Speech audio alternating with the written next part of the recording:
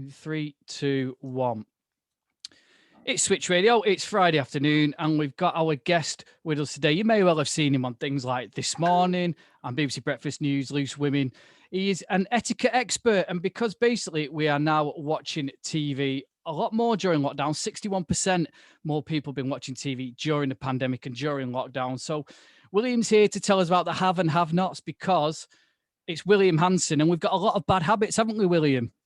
Well, yeah, we did. Well, speak for yourself, but yeah, a lot of people do seem to have bad habits, but maybe they're not as bad as we think, because there is a way that we can use the new technology to complement our lives. So as long as we are clever and canny about it, I have no issue with this. And actually, the key finding from this bit of research from 3, the new sponsor of Gogglebox, is that there are 90% of UK adults, so that's basically everybody, Luke, that use second screens. So what we mean by that is sitting there watching something on TV and scrolling through our phone, using the phone to research or fact check something, see who the lead actor has, what they've been in before. Yeah. So look, if 90% of people are going to do it, that's quite a lot of people to tell not to do it. So I think it's probably better to tell them how to do it politely. I was going to say, is it bad, William? Because there has been, obviously, you see it on Gogglebox when you Google, but I've been guilty of it. You're watching TV with someone and you're like, what's he been in? And you pause it. Either if you're on your own, obviously you can pause it, but if you're with someone else, you go, hold on, I'll just Google it, but you don't stop what you're watching. So one, why is that bad? And 2, what should we do then so it's less bad? Well, yeah, you need to have fact-check tact. So if you are going to check where the actor's been in, where you've seen them before, or how many series of this particular program there is, fine to do that quickly and then to give everyone else in the room the answer. But if you're going to start reading out the actor's entire biography and how many awards they have and how many children and what the children's names are, then that's something that you can do after the show comes to an end. Or if there is a longer explanation that you need to give to maybe clarify a point that you don't quite understand what's gone on TV, so you're going to use your second screen to research that, pause the TV in between scenes, not in the middle of a scene, and certainly not in the middle of dialogue.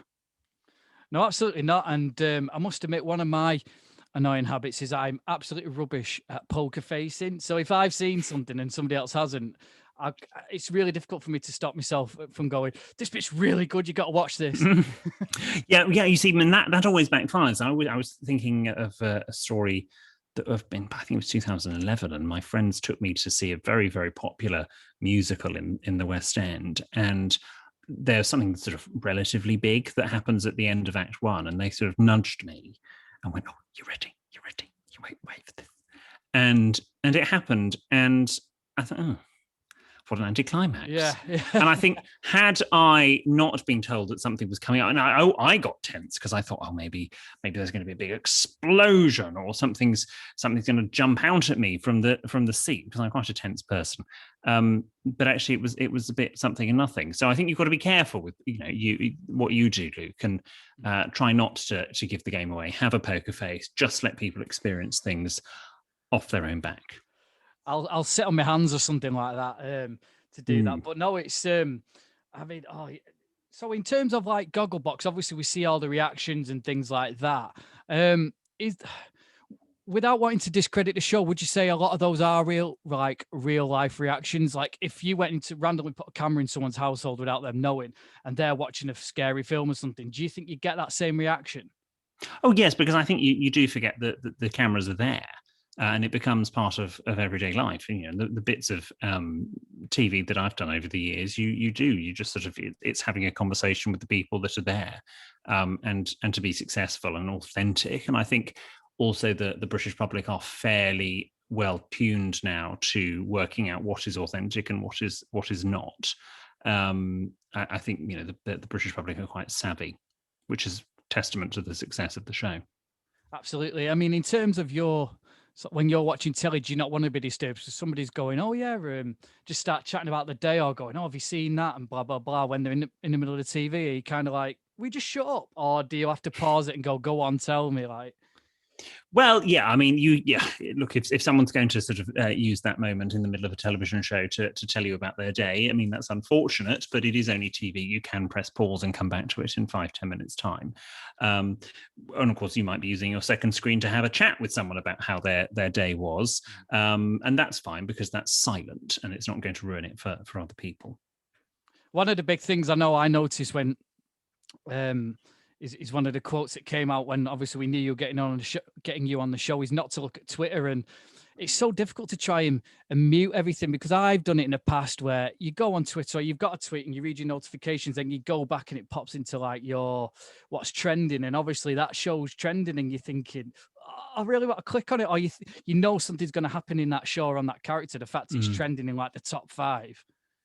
Yes, and you know that's part of the course with social media. So you've got to be prepared for that. But actually, the technology actually has ways for you to enjoy the show without spoiling anything for you on social media. In that most of these social media services have mute word functions or mute hashtags, so that you can put in the name of your favorite show or your favorite character or something, whatever it needs to be, and then you just don't see anything related to that, all those words, and then you can then reverse the setting when things are over. We'll hear more from William Hanson shortly, but we've got all this coming up now. And with us, we have got William Hanson. He's talking to us today about TV etiquette and how you shouldn't interrupt people or scroll through your phone and things like that. But one bad habit that I have is more... it's probably laziness more than anything. I'm really good at getting into TV series way down the line. So, for example, Game of Thrones, that was in the last series. And I'm like, oh, right, I might start watching Game of Thrones now from the beginning, binge watching it all the way through. Obviously, the spoilers and stuff going on about the last series, I'm not even there yet. And but then most of the shows that I do watch right from the start, when you come out that very night, seem to get canned. So I've just got a bad choice in TV, I think, as well. Well, no, look, if you enjoy it, then there's no such thing as a bad choice in TV. I mean, is that common as well in terms of you hear people going, I'll watch that, and then it's like 3 series in it. I don't know why, but it's kind of, I don't know. I don't like waiting for the next episode. So I guess I think, do you know what? I'll wait till it's a couple of series in and then just binge watch 2 series worth.